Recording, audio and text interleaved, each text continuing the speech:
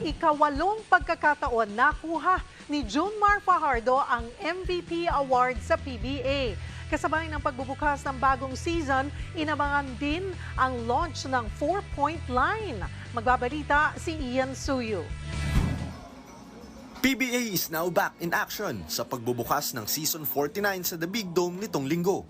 Pero bago ang bakbakan sa court, pinarangalan muna ang mga manlalaro sa taunang Leo Awards.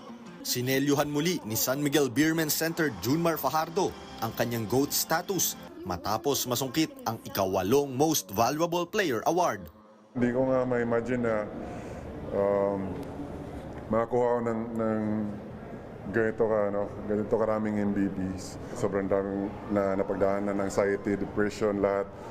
Pero never ako nag-give up. So i-prove sa sarili ko na may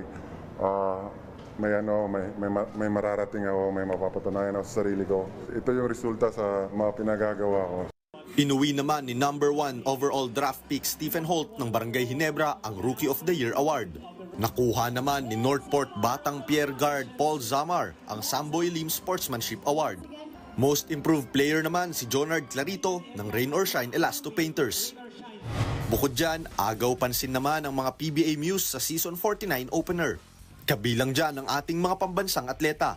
Kasama na si 2019 SEA Games gold medalist Jamie Lim para sa San Miguel Beermen.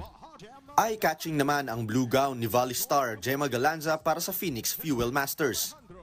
At last but not the least, all smiles si 2024 Olympic gymnast Aliyah Finnegan, decked in all white para sa Meralco Bolts. Pinarangalan din ang Paris 2024 Centennial Team bago ang opening game sa pagitan ng Meralco Bolts kontra Magnolia Hotshots. Next bell, he's 30 years old, Glenn Robinson, as we see Banquero.